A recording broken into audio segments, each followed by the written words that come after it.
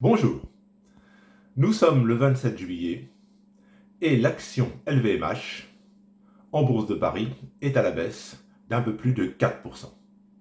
Et oui, les résultats publiés hier ne sont pas bons. Les profits sont en baisse. Aussitôt sur YouTube, on voit des vidéos annonçant LVMH c'est fini, LVMH s'effondre. Un petit peu de sérieux. Certes, depuis ses plus hauts, LVMH est en baisse nette. Mais nous verrons tout à l'heure cela sur long terme. LVMH, un numéro 1, ou plutôt le numéro 1 mondial du luxe, dirigé par Bernard Arnault. Des marques prestigieuses dans le domaine de la maroquinerie, du parfum, des montres. Il n'y a pas de problème de succession en vue. Les enfants de Bernard Arnault sont placés dans l'organigramme. Le management est au rendez-vous. Alors, les profits, pourquoi sont-ils en baisse? Eh bien, il y a une baisse de la demande chinoise. Et cela pèse énormément. Je rappelle que LVMH est un numéro 1, le numéro 1 mondial du luxe. Et quand la Chine, qui est traditionnellement un fort acheteur du luxe, est au ralenti sur ses achats, eh bien, la sanction est immédiate. Alors, je vous disais donc qu'il faut voir les choses avec un petit peu de recul. Ne pas céder à la panique. Moi, j'aime bien regarder un petit peu dans le rétroviseur. Alors, vous allez me dire, il est vieux, c'est pour ça qu'il regarde dans le rétroviseur. Mais regarder le passé, c'est riche d'enseignements pour préparer l'avenir. Alors, regardons la cotation de LVMH sur ces 10 dernières années. Voilà, LVMH sur les 10 dernières années. Alors, nous en sommes à 659 € aujourd'hui, mercredi 27 juillet. Alors bien sûr, par rapport au plus haut de 904 €, la baisse est conséquente. Mais regardez bien sur 10 ans. Regardez. Il y a seulement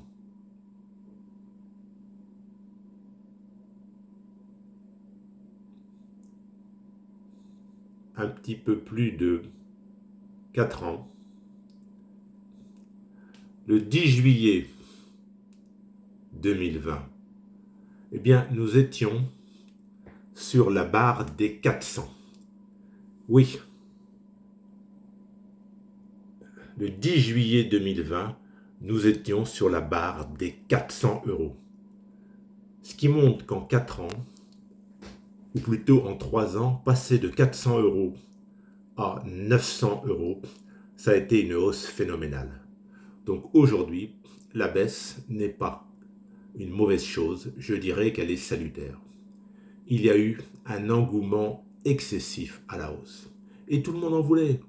On disait, mais le luxe, mais c'est là où il faut être. Et beaucoup d'investisseurs se sont précipités en se disant, si je n'achète pas à 750, 800, je vais rater les 1000 €. Et après les 1000 €, je vais rater les 1100 €. C'est très classique. On oublie le vieil adage. Il faut vendre au son du violon. Il faut vendre quand tout le monde est acheteur. Et il faut acheter au son du canon. Quand tout le monde panique et quand tout le monde vend. Il est bien évident que ceux qui ont acheté il y a 4 ans à 400 €, des investisseurs de moyen long terme, par exemple au sein d'un PEA, ces acheteurs sont sereins. Pour ceux qui ont acheté à 750, 800, 900 €, bien sûr, l'inquiétude est là. Parce que nous sommes à 650, 660 euros aujourd'hui. Il est tout à fait possible que nous glissions vers les 600 euros. Il faut tenir compte du contexte de cette année 2024. Aux États-Unis, le retrait de Joe Biden change la donne, car Donald Trump était donné vainqueur. On pense ce que l'on veut de Trump, on est pour, on est contre, là n'est pas la question. Mais Trump était donné gagnant quasiment à coup sûr face à Biden. Avec Kamala Harris, les cartes sont rebattues. Et bien malin qui peut dire qui sera élu président ou présidente des États-Unis en novembre prochain. Or, les marchés financiers n'aiment pas l'incertitude. En France, la situation politique n'est guère reluisante. Pas de Premier ministre. Il faudra attendre après la clôture des Jeux Olympiques, a dit le président Macron. Mais, qui sera désigné Premier ministre? Avec quelle majorité? Donc, à mon avis, on est dans une période politique trouble, source d'inquiétude pour les marchés financiers. Quand la Chine redémarrera-t-elle? Quand y aura-t-il un nouveau flux acheteur important pour le luxe? Je n'en sais strictement rien. Donc, je dirais que pour les gens qui ont acheté à 750, 800, 900 euros, il me paraît un petit peu tôt pour essayer de faire une moyenne à la baisse. Personnellement, vis-à-vis de LVMH, je suis actuellement spectateur. Je ne suis ni vendeur, ni acheteur. J'ai personnellement une petite position sur LVMH avec un prix de revient unitaire de 700 euros. J'ai acheté trop haut, c'est vrai, je le reconnais. Mais on est tous un petit peu pareils. On a tous tendance à acheter quand tout le monde achète. Mais il faut faire attention de ne pas paniquer quand tout le monde vend.